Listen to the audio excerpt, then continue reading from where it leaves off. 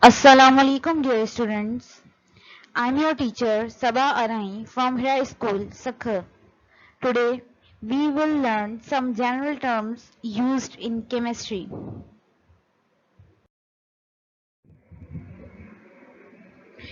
Number 1. Element. Element is a pure substance which cannot be broken down into any other substance. Every element consists of atoms which have identical numbers of protons. There are 100 plus elements, each with its one type of atom. The periodic table lists all the known elements, grouping like hydrogen, helium, lithium, beryllium, boron, carbon, and so on. Dear students, element ऐसे substance को कहते हैं जिसको मजीद तोड़ा ना जा सके. हर element खास किस्म के एटम्स कंटेन करता है जिनमें नंबर ऑफ प्रोटॉन्स हमेशा सेम पाए जाते हैं. इन एलिमेंट्स को अलग अलग तरह से कैटेगराइज किया गया है और अलग अलग सिंबल से डिनोट किया जाता है. जैसे हाइड्रोजन के लिए कैपिटल एच, हीलियम के लिए कैपिटल एच एंड ई हम डिनोट करते हैं. So hydrogen and helium. Carbon को हम कैपिटल सी से डिनोट करते हैं और नाइट्रोजन के एटम्स या एलिमेंट को हम कैपिटल एन से डिनोट करते हैं. Next is atom. Dear students, atom means unable to cut or indestructible. हम प्रीवियस क्लास में एटम के बारे में पढ़ चुके हैं कि एटम का वर्ड ग्रीक एटमोस से निकला है जिसका मतलब होता है indestructible. Next is it is the basic unit of matter. Matter को बनाने के लिए जो बेसिक यूनिट रिक्वायर्ड है वो एटम होता है. Simplest part of an element that retain the properties of that element. किसी भी एलिमेंट को जब हम स्टडी करते हैं लाइक कार्बन, हाइड्रोजन, नाइट्रोजन, तो दरअसल हम उसके एक सिंपलेस्ट पार्ट को ही डील करते हैं that is termed as atom. एक उस एलिमेंट के एक एटम की प्रॉपर्टीज उसी एलिमेंट के बाकी तमाम एटम्स के से मिलती जुलती होंगी और वो कौन सी प्रॉपर्टी होगी? वो होगा नंबर ऑफ प्रोटॉन्स.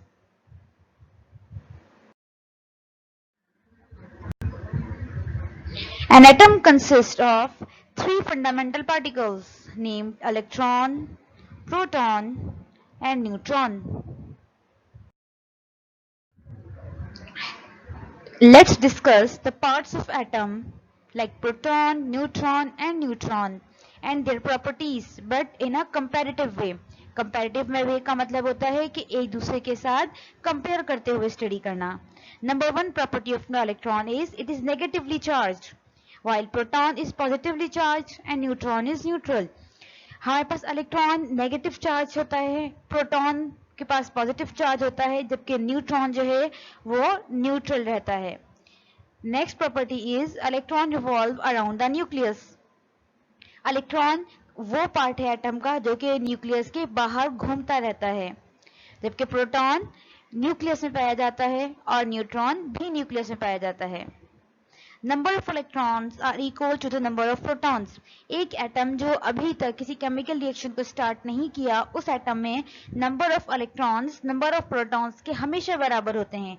इसका मतलब क्या हुआ कि इलेक्ट्रॉन के पास नेगेटिव चार्ज, प्रोटॉन के पास पॉजिटिव चार्ज. अगर दोनों के ही नंबर बराबर होंगे तो इसका मतलब होगा कि एक एटम जो अभी केमिकल रिएक्शन स्टार्ट नहीं किया जिसने, वो न्यूट्रल होगा क्योंकि उसके पास पॉजिटिव और नेगेटिव चार्जेस एक दूसरे के बराबर हैं और बराबर होने के साथ वो एक दूसरे के चार्जेस को कैंसिल कर रहा है.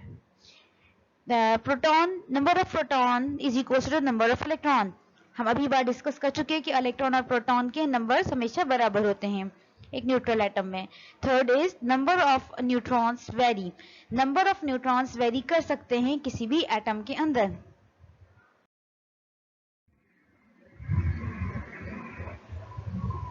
Structure of an atom.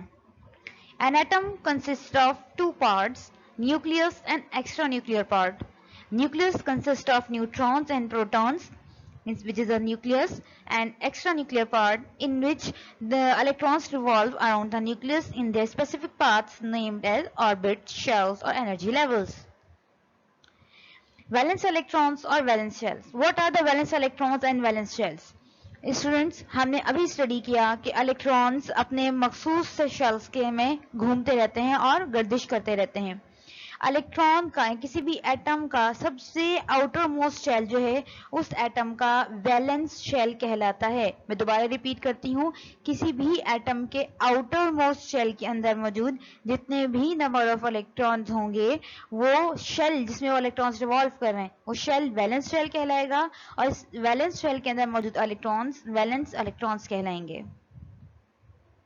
Duplet and octet. What are duplets and octets?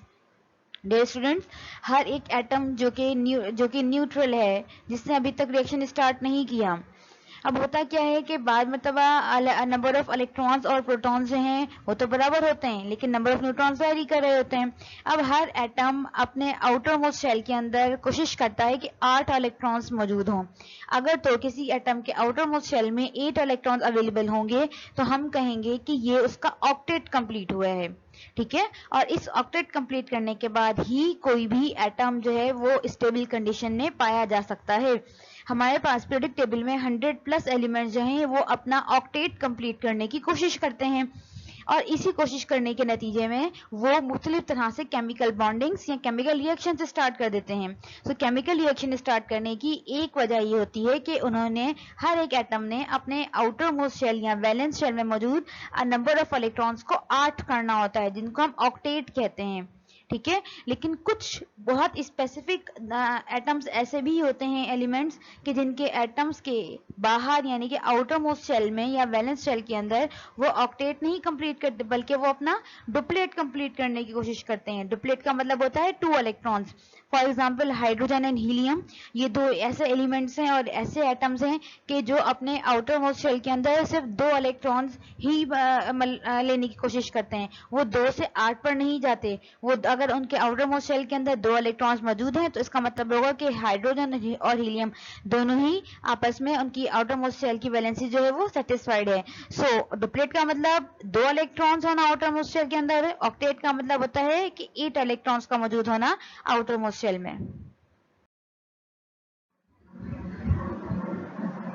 Her atom अपने आउटर मोस्ट शेल में ऑक्टेट या डुप्लेट कंप्लीट करने के लिए किस तरह से बिहेव करता है? ये बिहेवियर 2 तरह का हो सकता है। Number 1, atom shares electron from outermost और valence shell with other atoms. कोई भी एटम अपने आउटर मोस्ट शेल के इलेक्ट्रॉन्स को किसी और एटम के साथ शेयर करेगा, और शेयर करने के नतीजे में दोनों ही एटम्स अपने आउटर मोस्ट शेल के अंदर ऑक्टेट कंप्लीट कर लेंगे। क्योंकि इसमें शेयरिंग आ रही है तो इसका मतलब होगा कि इसमें इलेक्ट्रॉन्स के ऊपर पॉजिटिव और नेगेटिव चार्ज अपीयर नहीं होगा। Number 2, covalently bonded atoms are called molecules. वो पेयरिंग के जिसके अंदर एटम्स अपने इलेक्ट्रॉन्स को आपस में शेयर करें, ऐसी बॉन्डिंग कोवैलेंट बॉन्डिंग कहलाती है। को का मतलब होता है म्यूचुअल, वैलेंट का मतलब होता है अट्रैक्शन। कोवैलेंटली बॉन्डेड का मतलब होता है कि आपस में म्यूचुअली शेयर कर लें किसी चीज को। सो यहाँ पे क्या शेयर हो रहा है? यहाँ पे इलेक्ट्रॉन्स शेयर हो रहे हैं, और ऐसी बॉन्डिंग की जिसके अंदर इलेक्ट्रॉन्स शेयर हो, उसके नतीजे में जो चीजें आपस में मिलेंगी यानी केमिकल रिएक्शन कंप्लीट होने के बाद वो मॉलिक्यूल्स कहलाएंगे। वो फिर एटम्स नहीं कहलाएंगे बल्कि मॉलिक्यूल्स कहलाएंगे। फॉर एग्जाम्पल हाइड्रोजन 2 एटम्स हैं जिनके पास नंबर ऑफ प्रोटॉन्स एक ही होता है और नंबर ऑफ इलेक्ट्रॉन भी एक होता है। हमने प्रीवियस स्लाइड में अभी स्टडी किया कि हाइड्रोजन अपना डुप्लेट कंप्लीट करता है, यानी कि आउटर मोस्ट शेल के अंदर 1 इलेक्ट्रॉन होता है और वो चाहता है कि एक और इलेक्ट्रॉन आ जाए। तो उसके लिए क्या होगा कि दोनों ही हाइड्रोजन एटम्स एक दूसरे के करीब आएंगे और अपने अपने इलेक्ट्रॉन्स को शेयर कर लेंगे एक दूसरे से। नतीजे में हाइड्रोजन के भी वैलेंस शेल के अंदर 2 इलेक्ट्रॉन्स हो जाएंगे और दूसरे हाइड्रोजन शेल के एटम के इलेक्ट्रॉन शेल में भी 2 इलेक्ट्रॉन्स हो जाएंगे। सो क्या कहलाएगा? कहा जाएगा कि both hydrogen are covalently bonded. अब जब ये दोनों ने आपस में शेयरिंग कर ली, आपस में बॉन्ड बना लिया, तो अब ये हाइड्रोजन एटम्स नहीं कहलाएंगे बल्कि ये हाइड्रोजन मॉलिक्यूल कहलाएगा।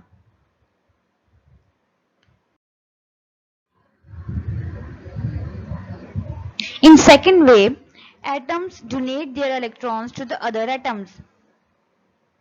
In an atom, number of protons is equal to the number of neutrons. हमें पता है स्टूडेंट्स के इलेक्ट्रॉन, अभी प्रीवियस हमने स्टडी किया कि एटम्स या तो अपने इलेक्ट्रॉन्स को शेयर करेंगे, अगर वो शेयर नहीं कर सकते तो फिर दूसरी कंडीशन आएगी कि जिनके अंदर कोई एक एटम अपना इलेक्ट्रॉन को डोनेट कर देगा और दूसरा एटम उसके इलेक्ट्रॉन को एक्सेप्ट कर लेगा। इस डोनेशन और एक्सेप्शन के नतीजे में दोनों ही इलेक्ट्रॉन्स, दोनों ही एटम्स के आउटर मोस्ट शेल में या तो डुप्लेट कंप्लीट होगा या ऑक्टेट कंप्लीट होगा।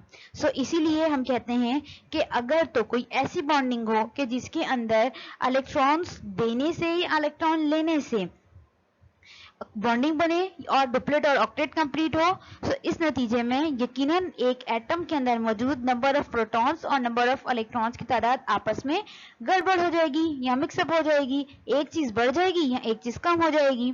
अगर तो कोई एटम इलेक्ट्रॉन डोनेट करता है तो इलेक्ट्रॉन के ऊपर होता है नेगेटिव चार्ज। सो जैसे ही उसने इलेक्ट्रॉन दिया, इस एटम के अंदर एक नेगेटिव चार्ज कम हो गया, तो यकीनन इसके ऊपर एक चार्ज क्या इजाफा आ गया, प्रोटॉन का, क्योंकि हमें पता है प्रोटॉन पॉजिटिव चार्ज होता है। इसी तरह से अगर तो किसी एटम ने इलेक्ट्रॉन एक्सेप्ट किया तो इलेक्ट्रॉन के पास नेगेटिव चार्ज होता है। अब एक एक्स्ट्रा इलेक्ट्रॉन लेने से उस एक एटम के अंदर नेगेटिव चार्जेस की तादाद बढ़ जाएगी। तो इसीलिए जिस एक एटम ने इलेक्ट्रॉन एक्सेप्ट किया उसके ऊपर आया negative charge.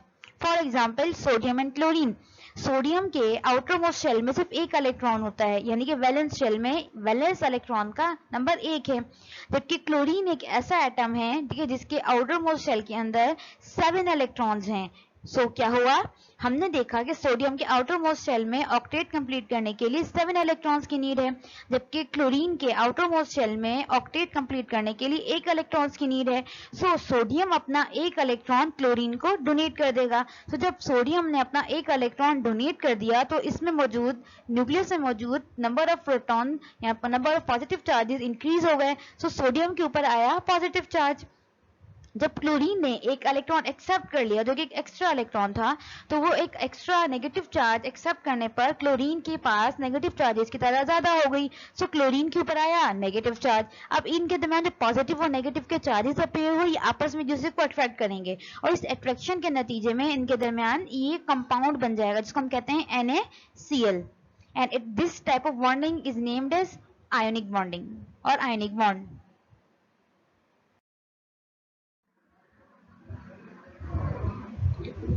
Another term is ion. Ion क्या है? An ion is a charged atom.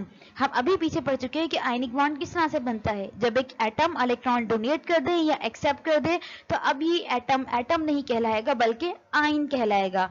इस आयन के ऊपर या तो पॉजिटिव चार्ज होगा या नेगेटिव चार्ज होगा, इसीलिए हम कहते हैं कि आयन जो है वो चार्ज्ड एटम है। An atom becomes charged when number of electrons do not equals to the number of protons. हमें पता है एक अनचार्ज और एक अनरिएक्टेड एटम में नंबर ऑफ प्रोटॉन्स और नंबर ऑफ इलेक्ट्रॉन्स हमेशा बराबर होते हैं। जब कोई एटम अपने इलेक्ट्रॉन्स को डोनेट करता है या एक्सेप्ट करता है तो उसके नतीजे में उनमें नंबर ऑफ इलेक्ट्रॉन्स और प्रोटॉन्स की तादाद इक्वल नहीं रहती, इसीलिए वो एक एटम या तो पॉजिटिव चार्ज कैरी करता है या नेगेटिव चार्ज कैरी करता है।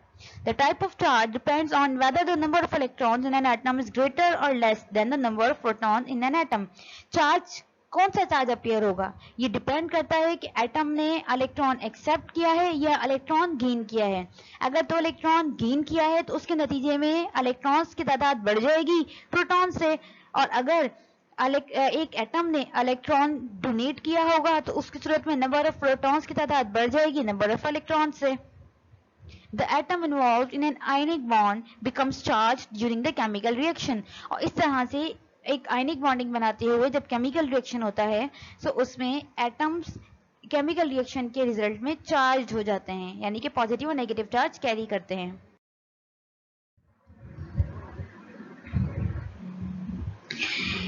इस पिक्चर को जरा गौर से देखिए students. When number of electrons is less than the number of protons, जब किसी भी एटम में जब वो केमिकल रिएक्शन कर रहा है और केमिकल रिएक्शन करने के नतीजे में किसी भी एटम ने अपने नंबर ऑफ इलेक्ट्रॉन्स डोनेट किया है, अगर उस नंबर ऑफ इलेक्ट्रॉन डोनेट किए तो इसका मतलब होगा अब उस एक एटम के अंदर या उस आयन के अंदर नंबर ऑफ इलेक्ट्रॉन प्रोटॉन्स के मुकाबले में कम हो गए। ठीक है। सो ऐसे तो फिर ऐसे एक आयन को जो है हम कैटाइन कहते हैं, जिनमें पॉजिटिव चार्जेस की तादाद बढ़ जाए। फिगर में देखें, न्यूक्लियस में आपके पास प्रोटॉन्स मौजूद हैं 5, जबकि इलेक्ट्रॉन्स मौजूद हैं 3। तो इसका मतलब क्या हुआ कि ये एक एग्जांपल है कैटाइन की। अगर तो नंबर ऑफ इलेक्ट्रॉन्स ज्यादा हो नंबर ऑफ प्रोटॉन्स है, तो इसका मतलब होगा कि उस एटम ने एक्सेप्ट किए हैं किसी और एटम से इलेक्ट्रॉन। सो इस सूरत के अंदर हम कहेंगे कि ये आयन अब एन आयन कहलाएगा और इसके ऊपर नेगेटिव चार्ज अपीयर होगा।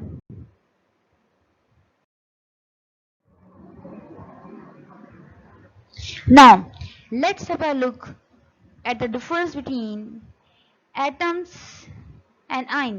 एटम और आयन में क्या डिफरेंस होता है? An atom is unstable. Mostly atom unstable होता है। एटम इलेक्ट्रिकली न्यूट्रल होता है क्योंकि एक एटम के अंदर नंबर ऑफ प्रोटॉन्स इक्वल होते हैं नंबर ऑफ इलेक्ट्रॉन्स के। In an atom there is no disturbance with valence electron. एक एटम में नंबर ऑफ इलेक्ट्रॉन्स या वैलेंस इलेक्ट्रॉन के साथ किसी भी किस्म की डिस्टर्बेंस नहीं हुई होती। Electrons and protons are equal. क्यों होते हैं इक्वल? क्योंकि वो इलेक्ट्रिकली न्यूट्रल होता है। एक आयन में देखते हैं तो एक आयन एक स्टेबल कंडीशन है जिसमें आयन हमेशा पॉजिटिव या नेगेटिवली चार्ज होगा, इसलिए हम कहते हैं कि वो इलेक्ट्रिकली चार्ज है। इलेक्ट्रिकली चार्ज का मतलब होता है पॉजिटिव या नेगेटिव चार्ज कैरी करना।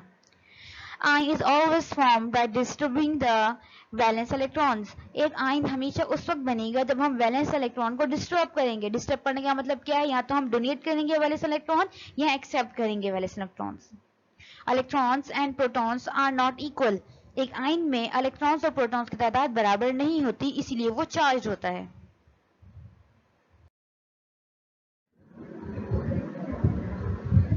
Our next term is compound. A pure substance that is made up of atoms of two or more elements chemically combined in definite proportion. Compound एक ऐसे substance को कहा जाता है कि जिसके अंदर दो या दो से ज्यादा एलिमेंट्स आपस में कंबाइन हो और ये केमिकल कॉम्बिनेशन जो है आयनिक कंपाउंड बॉन्ड के नतीजे में सामने आए। अब कंपाउंड जो है वो आयनिक बॉन्ड भी बन सकता है और वो कोवेलेंट कंपाउंड को भी हम या कोवेलेंट बॉन्ड से बनने वाले जितने भी सब्सटेंसेस हैं उनको भी हम कंपाउंड कह सकते हैं। कंपाउंड की मेन प्रॉपर्टी ये होती है कि कंपाउंड में आपको हमेशा एक डेफिनेट प्रोपोर्शन मिलेगा और वो प्रोपोर्शन कभी भी चेंज नहीं होगा। It may be represented by a chemical formula. Compound को हम हमेशा केमिकल फॉर्मूला के थ्रू ही रिप्रेजेंट करते हैं और केमिकल फॉर्मूला हमें बताता है, chemical formula actually short hand writing है या शॉर्ट हैंड नेम है किसी भी कंपाउंड का। ये केमिकल फॉर्मूला हमें ये भी बताता है कि उस एक कंपाउंड या उस एक सब्सटेंस की कंपोजिशन क्या थी।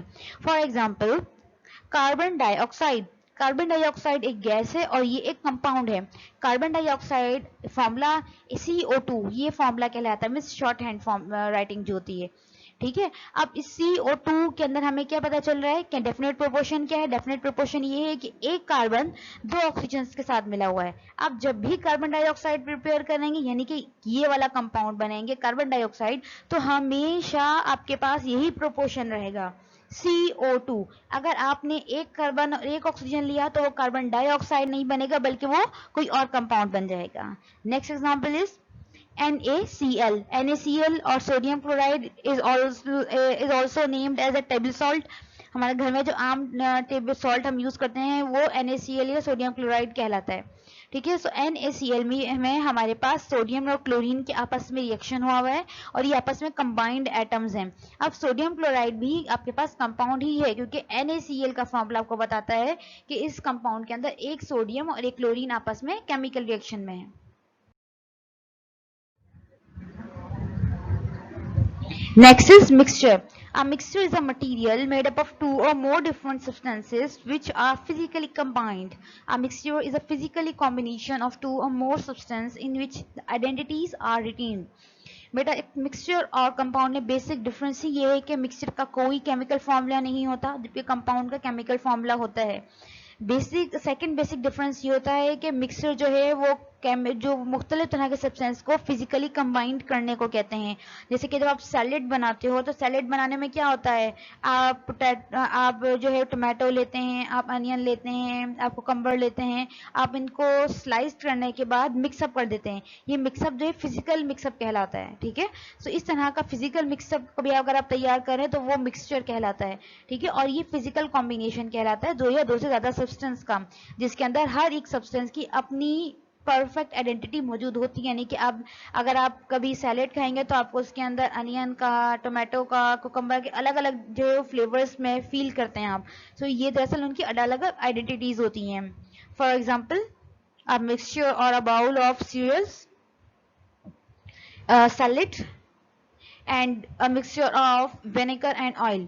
विनेगर और ऑयल को जब आप मिक्सअप कर लें तो आप बहुत ज़्यादा शेयर किस्म का उसको मतलब मिक्स करना है। शेयर मिक्सिंग क्या है तो बहुत तेज़ी से उसको हिलाते जाएं। तो आप देखोगे कि पहले आपको जो है वो क्लाउडी सा अपीयरेंस नजर आएगी, लेकिन कुछ देर अगर आप उसे रख दें तो फ़ौरन से ऑयल और विनेगर अलग अलग हो जाते हैं। अब ये ऑयल और विनेगर जो अलग अलग हुए ये दरअसल अपनी अपनी एंटिटीज बताते हैं। मिक्सचर तो है ये, लेकिन क्या है कि अलग अलग से अपनी एंटिटीज भी शो कर रहे हैं कि आपको जो है विनेगर और ऑयल जो है, हमेशा ऑयल आपको ऊपर मिलेगा, विनेगर आपको नीचे मिलेगा। जब आप अपनी जो है फिंगर को डिप करेंगे ऑयल में तो आपको ऑयल अलग से नजर आ रहा होगा, और जब आप नीचे से जो है अगर टेस्ट करना चाहेंगे विनेगर को तो आपको विनेगर का भी टेस्ट अलग से फील होगा।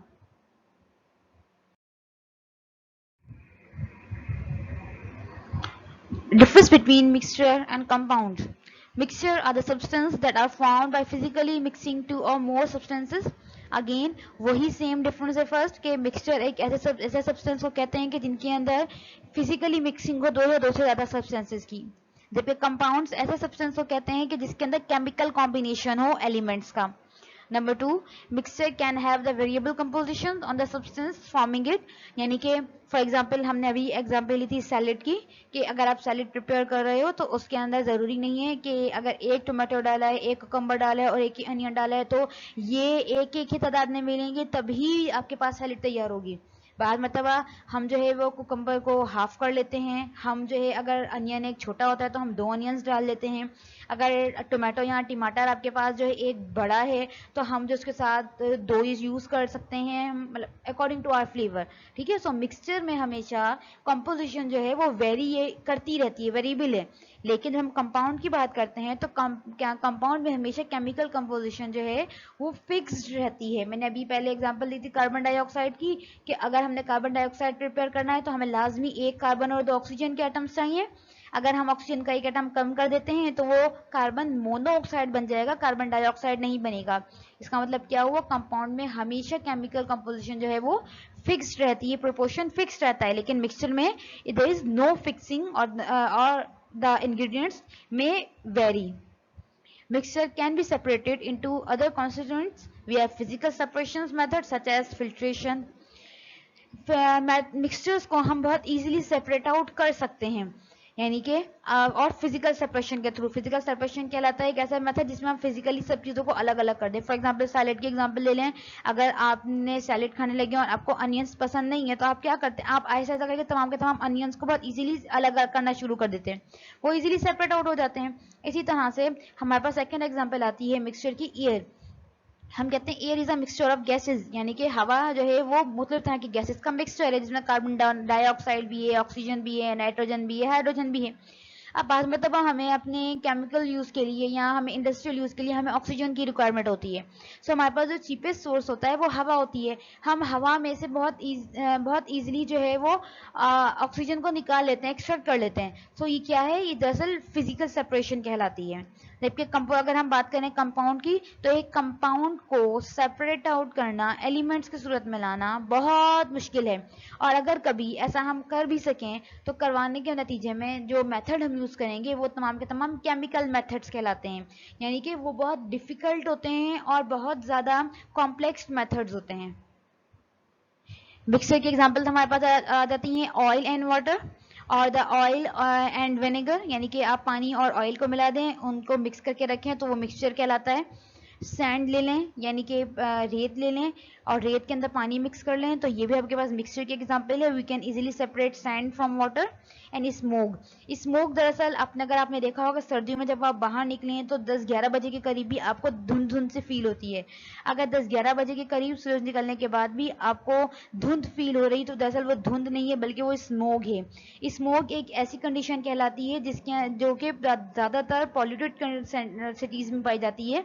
और जब हमारे पास इर्द गिर्द खतरनाक गैसेज और डस्ट पार्टिकल इतनी ज़्यादा तादाद में हो जाते हैं कि वो हवा में ही सस्पेंड करना स्टार्ट कर देते हैं, तो हवा में रहते हुए वो क्या करते हैं कि वो एक धुंध सी या एक शीट क्रिएट कर देते हैं जिससे हमें उस शीट के आर पार नज़र नहीं आता. दरअसल वो भी जो है स्मोक ही कहलाती है. अगर हम कंपाउंड की बात करें तो कंपाउंड में हमारे पास एग्जांपल आ जाती है वाटर की, सॉल्ट की, बेकिंग सोडा की एंड एटसेट्रा. वाटर यानी कि H2O भी एक केमिकल कंपाउंड है. जब आपको वाटर में से हाइड्रोजन और ऑक्सीजन को अलग करना तो ये बहुत बहुत बहुत डिफिकल्ट प्रोसेस है और ये नो डाउट ये एक जो है वो एक्सपेंसिव मेथड भी है. इसी तरह सॉल्ट यानी कि NaCl को भी सेपरेट आउट करना जो है मुश्किल काम है.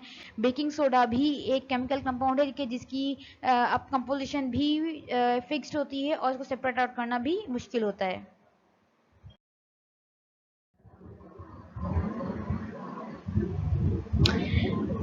Then next is atomic number and mass number. Mass number is always and is also named as atomic mass. Atomic number is the number of protons found in the nucleus of every atom of that element. Dear students, किसी भी atom के अंदर मौजूद number of protons की तादाद को हम atomic number भी कहते हैं. अब यहाँ पे सवाल उठता है कि अगर हम नंबर ऑफ प्रोटॉन्स को ही एटॉमिक नंबर कहते हैं तो नंबर ऑफ इलेक्ट्रॉन्स को क्यों नहीं कहते, क्योंकि number of electrons are equal to the number of protons. So दरअसल हम नंबर ऑफ इलेक्ट्रॉन्स को इसलिए इंट्रोड्यूस नहीं करवाते अपनी डेफिनेशन में क्योंकि जब भी केमिकल कॉम्बिनेशन स्टार्ट होता है तो केमिकल कॉम्बिनेशन में, केमिकल रिएक्शन में हमेशा इलेक्ट्रॉन्स जो है वो शेयर भी हो रहे होते हैं, वो डोनेट भी हो रहे होते हैं, वो एक्सेप्ट भी हो रहे होते हैं. तो वो हमेशा जो है इलेक्ट्रॉन की तादाद जो है वो सेम नहीं रहती. इसलिए जबकि केमिकल रिएक्शन में नंबर ऑफ प्रोटॉन्स हमेशा सेम रहते हैं, वो उनके साथ किसी भी किस्म के चेंजेस नहीं होते. तो हम एटॉमिक नंबर की डेफिनेशन में हमेशा नंबर ऑफ प्रोटॉन्स को डिस्कस करते हैं. Then mass number is a total number of protons and neutrons in an atomic number.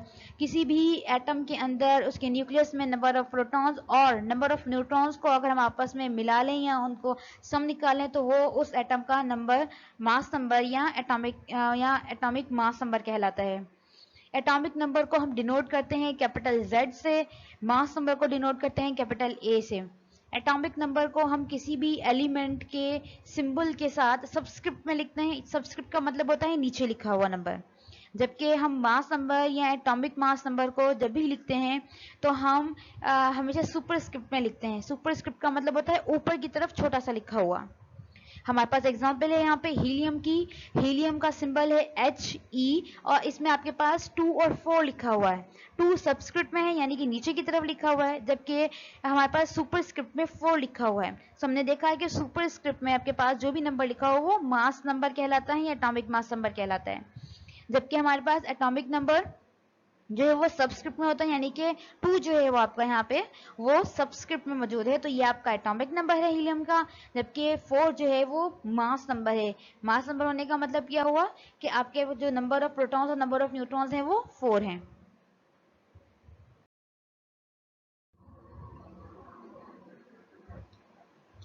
Atomic number और मास नंबर को जज करने के लिए या हमें कैसे पता चलेगा कि हमारे पास नंबर ऑफ प्रोटॉन्स और नंबर ऑफ न्यूट्रॉन्स क्या हैं. हमारे पास बुक में से 2 हमने क्वेश्चंस लिए हैं कि जिसके अंदर नाइट्रोजन है और कोबाल्ट है. नाइट्रोजन का सिंबल N है, कोबाल्ट का सिंबल CO है. हमारे पास हमने बुक एक्सरसाइज से ये दोनों क्वेश्चंस लिए हैं और हमसे पूछा जा रहा है कि बताइए इन दोनों में ही यानी कि नाइट्रोजन और कोबाल्ट में number of protons, number of electrons and number of neutrons कितने कितने हैं. सो जब अगर हमने ये देखना है तो हमें पता होना चाहिए कि number of protons are always equal to the number of electrons and number of protons are also named as the atomic number of that element. और हमें पता है कि हम नंबर ऑफ प्रोटॉन्स का हमेशा क्या लिखते हैं, हम सबस्क्रिप्ट में लिखते हैं. सबस्क्रिप्ट का मतलब क्या होता है, एक सिंबल के नीचे लिखा हुआ.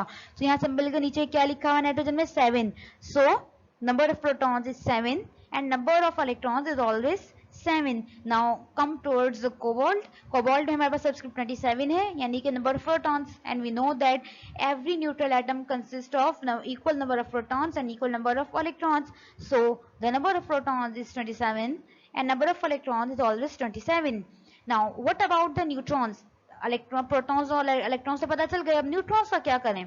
सो हमारे पास फॉर्मूला है mass number is equal to the number of proton plus number of neutrons, यानी कि हमारे पास नंबर ऑफ प्रोटॉन और नंबर ऑफ न्यूट्रॉन को अगर हम प्लस कर लेंगे, ऐड कर लेंगे, तो हमारे पास मास नंबर आ जाएगा.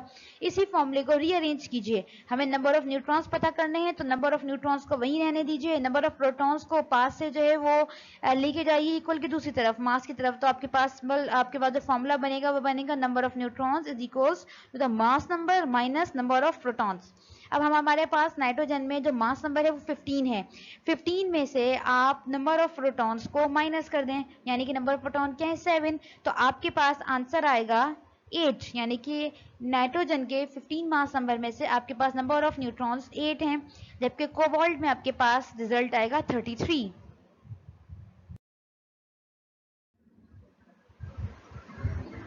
Next is matter. Matter is any substance that has mass and takes up space by having volume.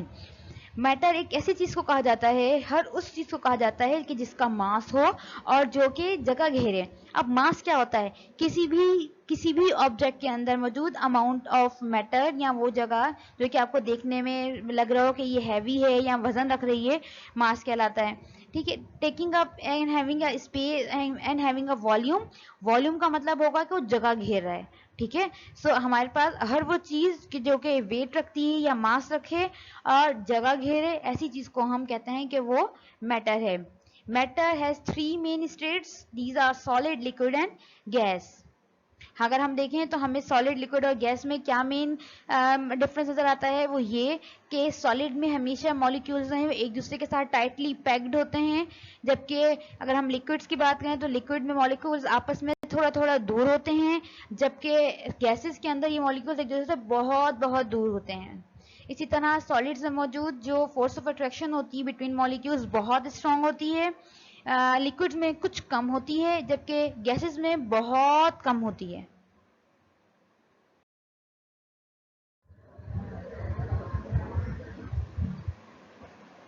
States of matter. हमने यहाँ जो स्टेट्स ऑफ मैटर ली है वो पानी की हैं, यानी कि जिसके अंदर जो है आपके पास आइस क्यूब है, आपके पास ड्रॉप ऑफ वाटर है और आपके पास वाटर वेपर्स हैं. Number 1 solid, tightly packed with fixed volume and shape, यानी कि आपके पास जितने भी सॉलिड्स हैं वो टाइटली पैक्ड होते हैं और उनका वॉल्यूम और उनकी शेप दोनों ही फिक्स्ड होते हैं, यानी कि डेस्क हो गई, चेयर हो गई, टेबल हो गई, ये सब के सब सॉलिड्स कहलाते हैं क्योंकि इनका वॉल्यूम भी फिक्स्ड होता है और इनका शेप भी फिक्स्ड होता है. अब वॉल्यूम फिक्स होने का मतलब क्या है कि अगर आप देखें, अगर वो सॉलिड कंडीशन में है, यानी कि टेबल है, तो वो वैसे का वैसे ही होगा, उसकी शेप खराब नहीं होगी. इसी तरह से जो वॉल्यूम यानी कि जितनी जगह उसमें घेरी हुई है स्पेस में, वो भी सेम वैसी की वैसी ही रहेगी. Next is liquid. Liquids not as tightly linked with fixed volume but not shape, यानी कि उतने टाइट नहीं होते कि जितने सॉलिड के मॉलिक्यूल्स होते हैं. फिक्स्ड वॉल्यूम भी होता है इनका, लेकिन शेप फिक्स नहीं होती, यानी कि जिस कंटेनर में डालेंगे वैसी जगह घेर लेते हैं. Next is gas. Particles with little और no attraction, no fixed volume और शेप, यानी कि गैसेस के मॉलिक्यूल्स क्योंकि एक दूसरे से बहुत दूर दूर होते हैं तो आपस में बिल्कुल भी पैक्ड नहीं होते ये, और कोई अट्रैक्शन नहीं होती इन मॉलिक्यूल्स के दरमियान, इसलिए ना इनकी कोई फिक्स शेप होती है ना इनकी फिक्स्ड वॉल्यूम होती है. अगर आप कंप्रेस करेंगी तो ये छोटे से सिलेंडर में भी आ जाएंगे, अगर आप इनको फ्रीली मूव कराएंगी तो ये हवा में बिखर जाएंगे.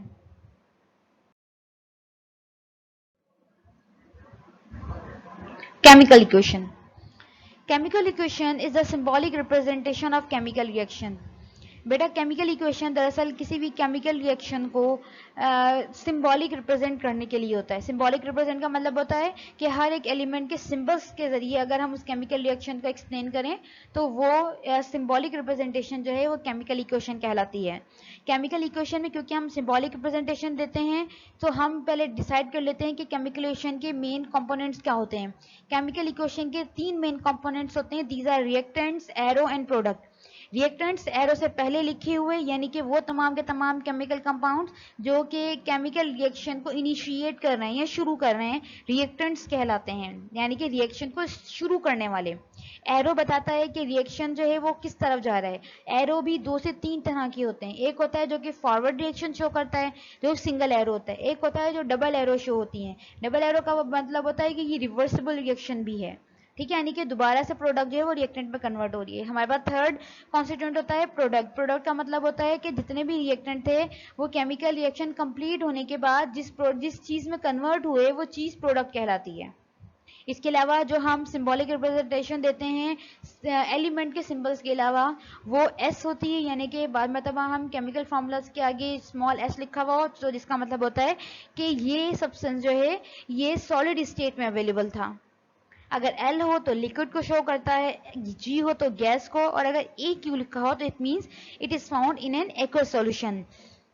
हमारे पास यहाँ पे एक क्वेश्चन है देखिए, जिसके अंदर 2 हाइड्रोजन के मॉलिक्यूल्स एक ऑक्सीजन का मॉलिक्यूल रिएक्शन कर रहे हैं और बना रहे हैं 2 मॉलिक्यूल्स ऑफ वाटर। सो देखिए बेटा 2H2 के बाद आगे स्मॉल जी लिखा है। स्मॉल जी का मतलब है कि यहाँ हाइड्रोजन के 2 मॉलिक्यूल गैसेस फॉर्म के अंदर हैं, ऑक्सीजन का एक मॉलिक्यूल जो है वो जी फॉर्म के अंदर यानी कि गैस फॉर्म के अंदर है, और जब 2 मॉलिक्यूल्स बने हैं तो वो भी आपके पास वाटर के मॉलिक्यूल्स गैसेस फॉर्म के अंदर ही बने हैं। अब पहले इस एक रिएक्शन के अंदर 2H2 और प्लस O2 जो है ये आपके पास रिएक्टेंट्स यानी कि रिएक्शन को स्टार्ट करने वाले, ठीक है। फिर एरो शोर, एरो बता रहा है कि एक ही सिंगल एरो, तो यानी कि फॉरवर्ड रिएक्शन है, जितना भी रिएक्टेंट का अमाउंट है सारा का सारा प्रोडक्ट में कन्वर्ट हो रहा है, ठीक है, और ये भी कि रिएक्शन प्रोसीड हो रहा है। देन आपके पास प्रोडक्ट में 2H2O बन रहा है, तो इसका मतलब है कि ये आपकी प्रोडक्ट कहलाती है और ये भी एक केमिकल फॉर्मूला है वाटर का। देन नेक्स्ट बेटा हमेशा किसी भी सिंबल के किसी भी एलिमेंट के सिंबल से पहले अगर कोई नंबर लिखा हुआ है, जैसे 1 to 1 लिख कभी भी हम शो नहीं करते, हम 2 से स्टार्ट करते हैं, 2 3 10 25 100 और so on.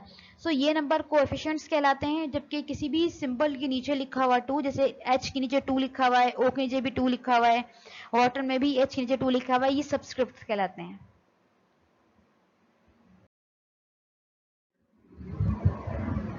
Solutions. A mixture of 2 or more substance in which the molecules of the substance are evenly distributed. Mixture की वो टाइप के जिसके अंदर सब्सटेंस इवनली डिस्ट्रीब्यूट हो, सॉल्यूशन कहलाता है। एक सॉल्यूशन 2 तरह के कंपोनेंट से मिलकर बनता है, these are solute and solvent. हमेशा सॉल्यूशन जो है जिसमें सॉल्यूट और सॉल्वेंट मिले हुए होते हैं, उसमें सॉल्यूट जो है वो हमेशा स्मॉल क्वांटिटी में होता है, जबकि सॉल्वेंट जो है वो लार्ज क्वांटिटी में होता है। फॉर एग्जाम्पल आप पानी के अंदर नमक घोलें तो पानी क्योंकि ज़्यादा तादाद में है तो इसलिए वो सॉल्वेंट कहलाएगा, नमक कम तादाद के अंदर है तो वो सॉल्यूट कहलाएगा। Solutions can be the mixture of liquid solids और gases.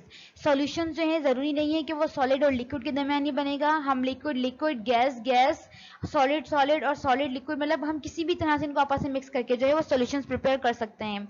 The first example is the air. Air is the mixture of gases. ये एक ऐसा मिक्सचर है कि जिसके अंदर तमाम के तमाम मैटर जो है वो गैसेस फॉर्म के अंदर अवेलेबल है। So next example is cold drinks. Cold drinks एक ऐसे एग्जाम्पल है, या एफरवेसेंट ड्रिंक्स एक ऐसे एग्जाम्पल है कि जो कि मिक्सचर है गैस का और लिक्विड का।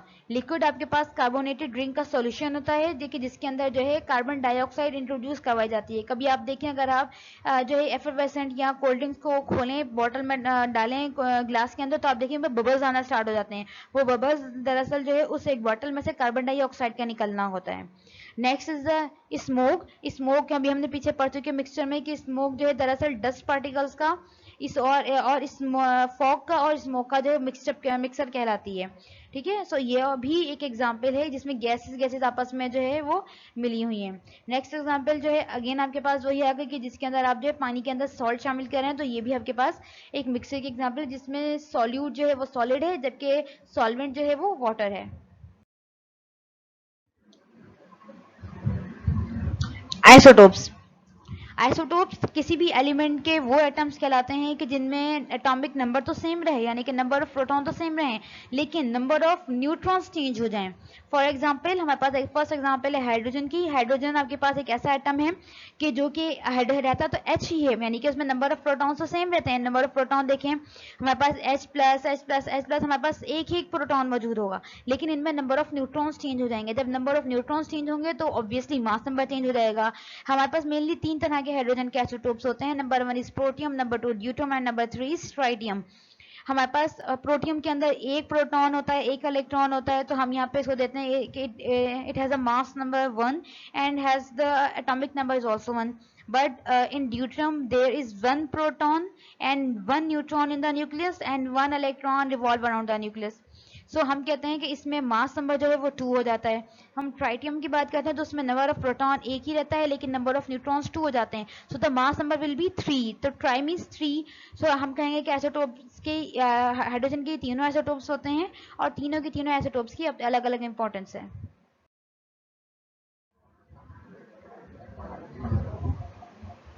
Next example is isotopes of uranium. Uranium एक ऐसा एलिमेंट है जो कि रेडियो एक्टिव एलिमेंट है और इसका हमारे पास एटॉमिक नंबर है 92, यानी कि इसमें के पास नंबर ऑफ प्रोटॉन्स जो हैं वो 92 होते हैं। बट इसका मास नंबर वेरी करता है। फर्स्ट इसका मास नंबर जो है वो 233 भी है, 234, 235, 236 एंड 238 भी है। यानी कि आपके पास यहाँ पर बेसिकली जो ज्यादा अवेलेबिलिटी है यूरेनियम के आइसोटोप्स की वो 5 तरह के आइसोटोप्स हैं।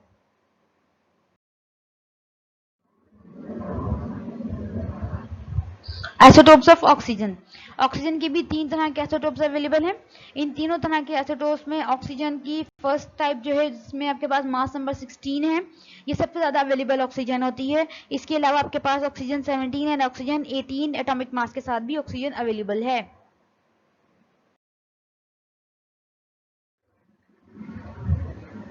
Now the application of isotopes.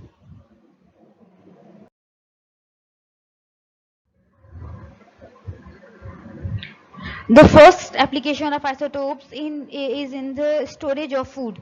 हमें खाने को महफूज करने के बहुत सारे तरीके होते हैं जिसके अंदर हम खाने को महफूज करते हैं ताकि जो खाना ख़राब ना हो सके, उसमें कीड़े पैदा ना हो, उसकी शेल्फ लाइफ बढ़ जाए, यानी कि हम ज़्यादा अरसे तक इस्तेमाल कर सकें और उसमें कीड़े पैदा ना हो। हम जो है खाने को अपनी कैद साली के यहाँ वो दिन जब हमारे पास खाना ना हो उस टाइम तक के लिए महफूज कर सकें।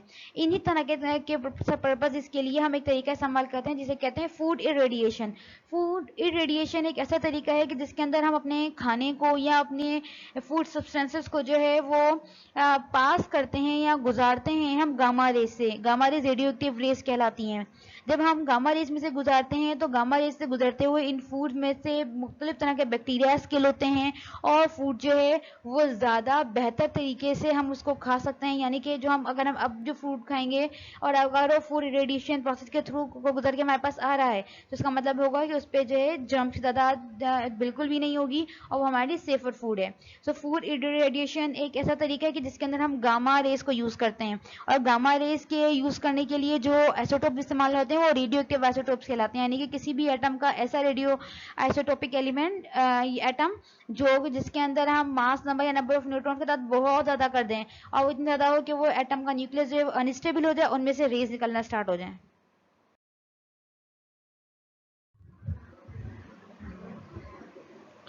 Next is in agriculture. Carbon isotopes in carbon dioxide are utilized differentially by plants during the photosynthesis. हमें पता है कि प्लांट जो है वो फोटोसिंथेसिस के लिए कार्बन डाइऑक्साइड यूज़ करते हैं। अगर हम अपने क्रॉप्स में जो फोटोसिंथेसिस का प्रोसेस हो रहा है उसमें अपनी क्रॉप्स की देखने के लिए कि कितनी यूटिलाइजेशन हो रही है, प्लांट कितना कार्बन डाइऑक्साइड यूज़ कर रहे हैं, हम क्या करते हैं कि हम अपने इर्द गिर्द मौजूद फिज़ा में या वो एटमॉस्फेयर जो कि दिया जा रहा है क्रॉप्स को, उनमें कार्बन को जो है वो चेंज कर देते हैं कार्बन डाइऑक्साइड में कार्बन के एटम को आइसोटोपिक कार्बन से। सो जितना भी जहाँ भी उस प्लांट्स इस कार्बन डाइऑक्साइड को यूज़ करेंगे जिसमें कार्बन जो है वो कार्बन का कोई और आइसोटोप यूज़ हुआ है, सो हम उसको बहुत इजीली फिर डिटेक्ट कर सकते हैं मुख्तलिफ तरह के डिटेक्टर्स के through.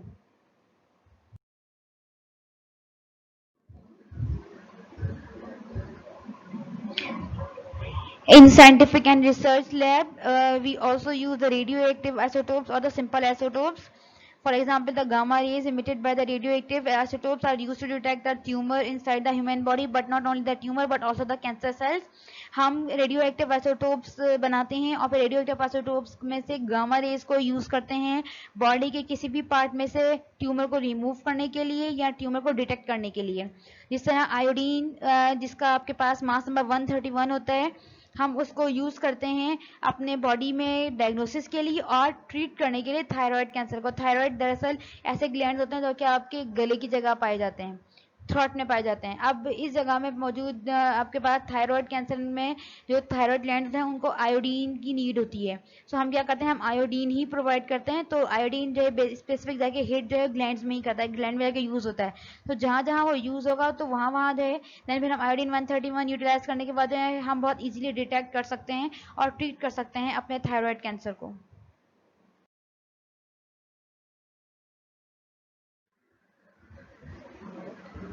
This is the end of our lecture, students. Thank you so much for your time. I hope आपको आज का लेक्चर समझ आया होगा। नेक्स्ट वीडियो तक के लिए अल्लाह हाफिज़।